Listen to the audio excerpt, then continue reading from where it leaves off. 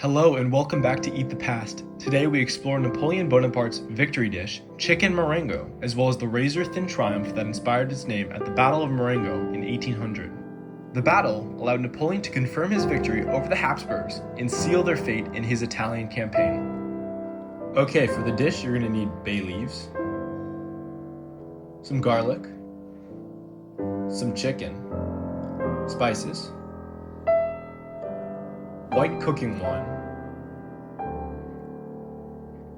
some chicken stock, an onion,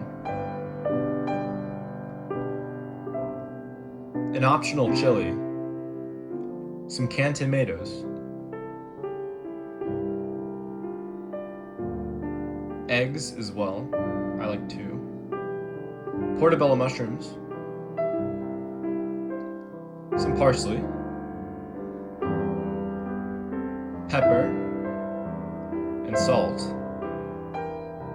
and some sweet cherry tomatoes, and finally some olive oil. Okay, first off, we're going to want to dice some onions. Now, after the decade of revolution in France, Napoleon Bonaparte gains power as first consul through a coup.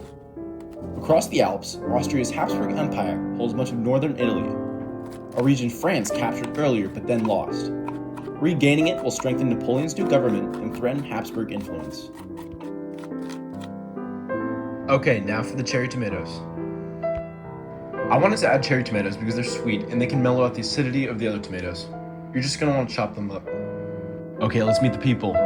General Claude Victor of France holds the village of Marengo behind a shallow stream called the Fontaine. General Jean Lannes, also of France, anchors the French right among vineyards near Castel-Soriolo. A small light infantry watches the left towards the hamlet of Stadera.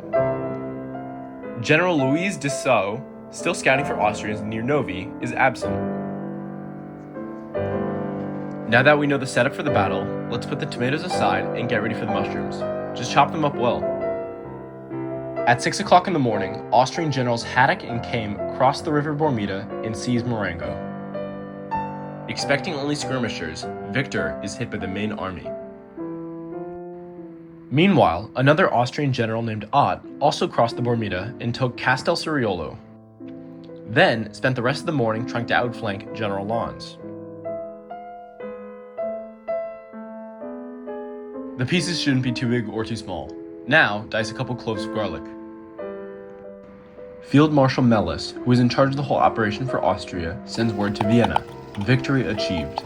He commits most reserves to pursuit, believing the French to be finished.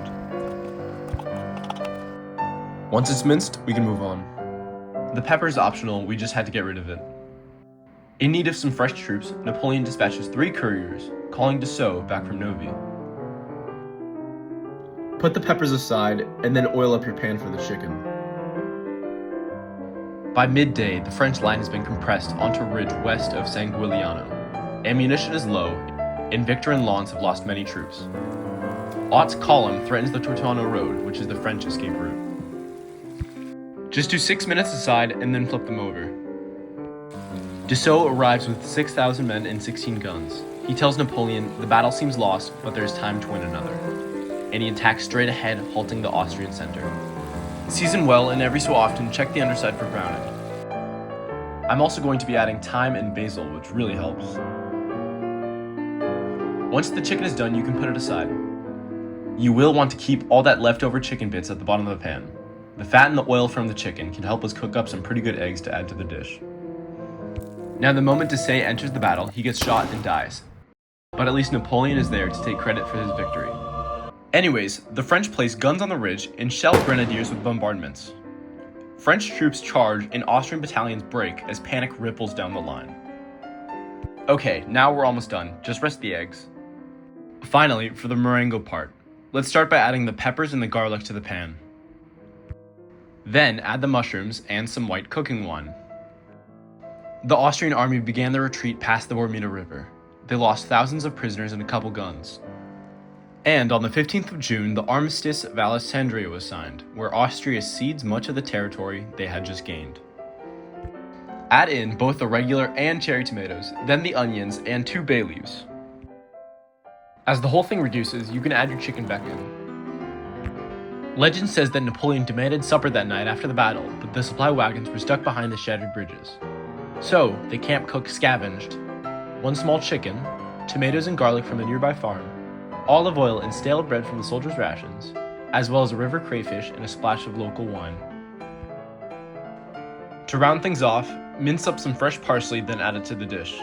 Napoleon claimed that the whole dish came from battlefield scraps, but just how true is that? It was entirely possible that his cook didn't make the dish on the fly. Rather, months later in a Paris kitchen as an effort to make a martyr out of Dessau and create a story. Alright, now for my favorite part. This dish was really fun to make, and tasting it is delicious. I think I was getting a 9 out of 10. Okay, thanks for watching. Take care.